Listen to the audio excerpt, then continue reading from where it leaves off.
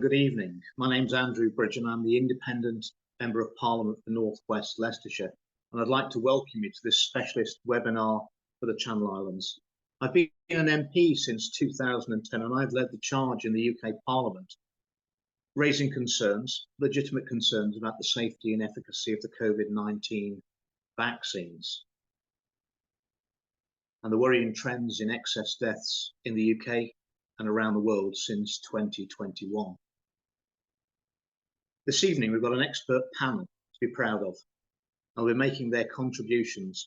And I'm particularly pleased and delighted that we've got Senator Ron Johnson of Wisconsin to chair the meeting this evening. And he's going to keep us all in order, make sure everyone sticks to the timetable, and he'll also field any questions from the audience at the end. As you may be aware, I delivered an important speech, led a debate in the House of Commons only last week, centred around my concerns around the COVID-19 vaccines and the trends in excess deaths we've been seeing in the UK.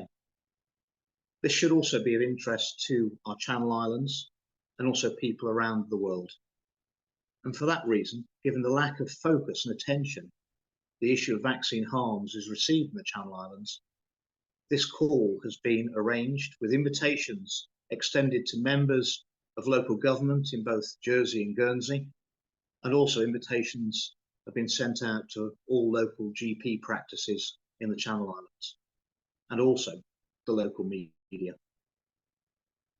The issue I raised around safe and effective in the Chamber just over a week ago, safe and effective was actually the marketing slogan for thalidomide. And we actually saw, following that scandal, which was covered up in the UK for 11 years, thalidomide was withdrawn in 1961, but it was 1972 before the word thalidomide was allowed to be spoken in the chamber of the House of Commons. Strasbourg Court and judges decided that successive speakers of the House of Commons had deliberately suppressed all debate and questions about thalidomide for 11 years. Well, I'm not going to let that happen this time. And after that scandal, the pharmaceutical companies were banned from using the slogan safe and effective without severe caveats. But what we saw with COVID-19 was that politicians, institutions and the media became the marketing arm for Big Pharma.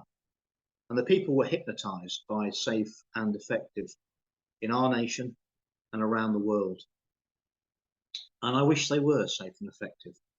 But as the evidence has unravelled, it's clear that they are neither. I understand that the situation faced by the Channel Islands is similar to the rest of the UK. And there was a report titled "How One British Isle Persuaded Its Citizens to Get Vaccinated" by Steve Martin and Becky Sherrington. And clearly, as in the rest of the UK, nudge tactics were used on a compliant and unsuspecting community. We need to be reminded that informed consent has to be given. That is to say, freely given and without coercion. And I would say that using psychologists to target people in the Channel Islands or anywhere else, that's just not ethical. But I'm sure you can make your own minds up about that. I also understand that the people of Jersey and Guernsey have been left without access to any form of vaccine damage compensation scheme. The one that we have in the UK is not really fit for purpose, and it's a maximum payout of only £120,000. I have a constituent who's been given less than 5 years to live unless he has a heart transplant. He's in his 40s. He's got vaccine-induced cardiomyopathy. He's lost his job. He's lost his partner, lost access to his child, and he's probably going to lose 30 years of his life. It's difficult to think that £120,000 is possibly reasonable compensation for all of that.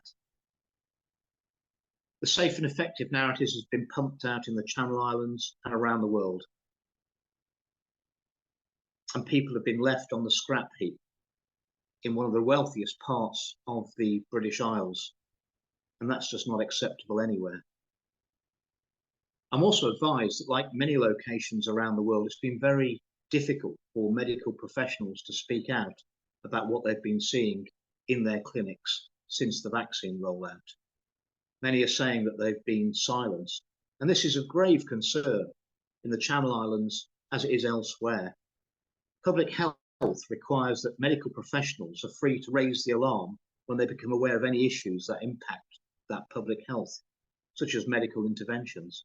Indeed, medical professionals on all levels have a duty to speak out if they see harm being done. Comments made by a cardiologist, Dr. Dean Patterson, submitted to the General Medical Council, in which he raised these concerns about the safety of the COVID-19 vaccines and what he was seeing in the Channel Islands. You'll be hearing more from Dr. Patterson directly later this evening. As I say, we've got some great speakers, so I'm not going to speak for too long.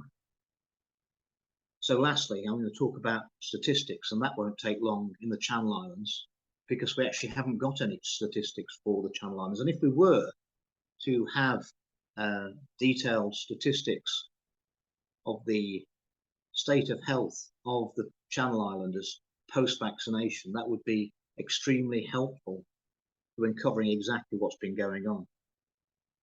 The UK figures are damning enough, so damning in fact that, having raised my concerns about excess deaths in 3 debates in the Chamber of the House of Commons, the Office of National Statistics have rebased the baseline calculation for population and expected deaths, raising them. Their system is opaque and hard to understand, but coincidentally it's increased the deaths in 2020 and 2021 and reduced the deaths drastically that we're seeing as excess deaths in 2023. Some 20,000 premature deaths have been airbrushed from the statistics. So this is a huge concern to everyone around the world and the Channel Islands. And with that, I'd like to hand over to Senator Ron Johnson for Wisconsin, who's going to chair this evening. He'll introduce himself and he'll introduce all of our eminent panel of speakers. Thank you very much for listening to me, and thank you very much for attending this evening.